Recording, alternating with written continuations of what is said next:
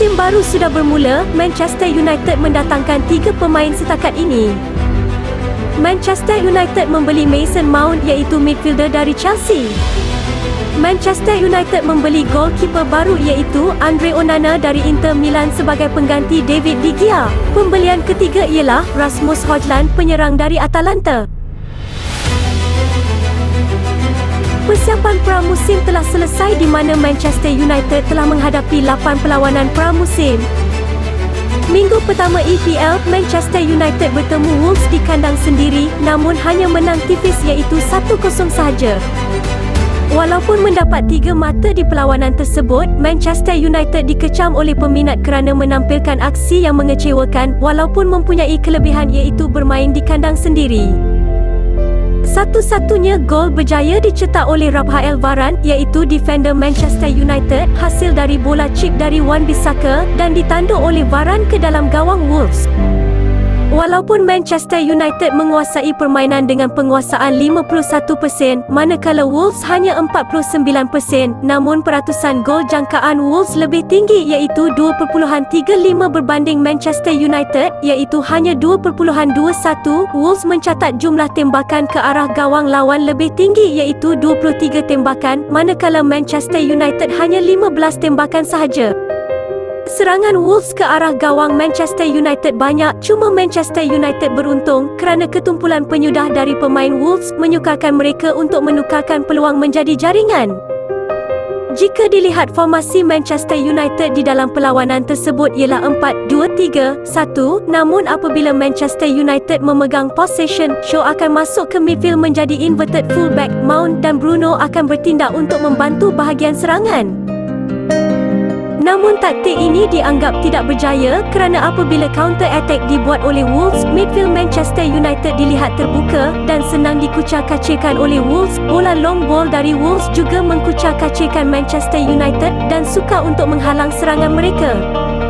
Di bahagian attacking, dipimpin oleh Marcus Rashford yang bertindak sebagai striker tunggal. Prestasi Rashford sebagai striker tunggal di perlawanan ini dilihat agak tenggelam di mana beliau hanya mempunyai 38 sentuhan sepanjang bermain selama 88 minit. Rashford hanya memenangi 4 dari 10 ground duel, hanya memenangi 1 daripada 4 duel udara. Jelas di sini beliau lemah dalam perebutan bola daripada pihak lawan. Beliau hanya membuat 4 shot di sepanjang 88 minit perlawanan, hanya 1 shot on target, manakala 3 shot lagi diblok oleh lawan. Jangkaan golnya hanya 0.43. Ini menunjukkan Rashford tidak berada di posisi yang tepat untuk mendapat peluang gol, ditambah pula dengan kekurangan peluang yang beliau dapat untuk menjaringkan gol. Statistik yang mengecewakan dari seorang Rashford di mana musim lepas mencatat 17 gol di saingan EPL. Alejandro Garnacho yang juga menunjukkan performa hamba di perlawanan ini, beliau hanya diberi 68 minit untuk bermain di perlawanan ini, hanya 4 shot dibuat, tiada shot on target, 2 shotnya tidak menepati sasaran, manakala 2 lagi diblok oleh lawan. Beliau gagal memenangi satu-satunya duel udara yang beliau hadapi, hanya memenangi 5 dari 10 ground duel. Jelas dilihat beliau lemah dalam perebutan bola, kemungkinan disebabkan fizikalnya yang kecil. Jangkaan golnya hanya 0.12 di perlawanan tersebut. Nampaknya beliau belum layak untuk mendapat tempat di kesebelasan utama buat masa ini. Dengan performa sebegini, belum cukup meyakinkan Erik ten Hag untuk menjadikannya pemain utama di perlawanan penting.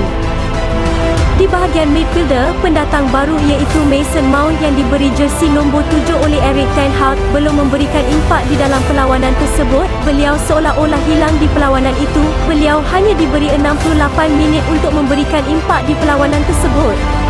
Beliau hanya mendapat 30 sentuhan, tiada key passes dibuat, tiada shot dibuat, hanya memenangi 2 dari 5 ground duel, gagal dalam kesemua duel udara. Jangkaan golnya hanya 0.02. Statistik ini lemah bagi seorang attacking midfielder. Beliau mendapat rating paling rendah dari SofaScore berbanding kesemua kesebelasan utama Manchester United di perlawanan tersebut. Diharap beliau bakal bersinar di perlawanan akan datang.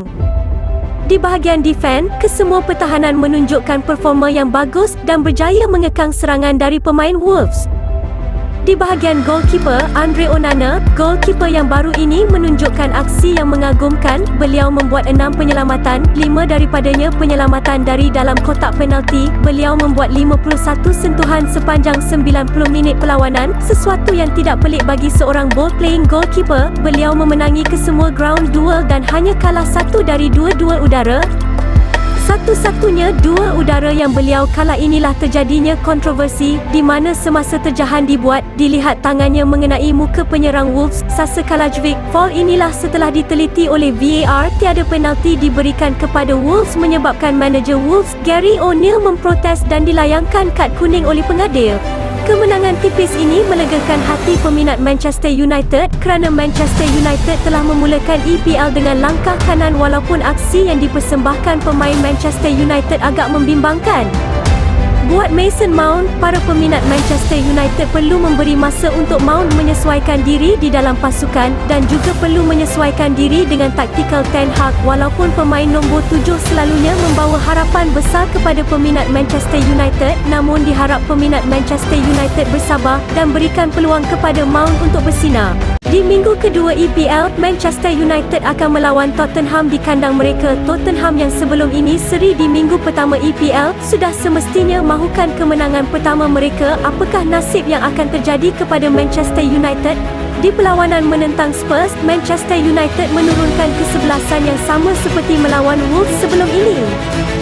Manchester United menampilkan permainan yang menarik di separuh masa pertama, banyak peluang dihasilkan, namun tiada penyudah dari pemain Manchester United. Di separuh masa pertama, Manchester United mencatat jangkaan gol 1.28, manakala Spurs hanya 0.51. Jangkaan asis Manchester United ialah 1.03, manakala Spurs hanya 0.54. Masuk separuh masa kedua, permainan Manchester United dilihat menurun dan menghampakan. Tiada peluang dibuat oleh pemain Manchester United. Jangkaan gol separuh masa kedua menurun iaitu 0.71, manakala Spurs meningkat menjadi 1.30. Jangkaan asis Manchester United hanya 0.23, manakala Spurs ialah 0.86.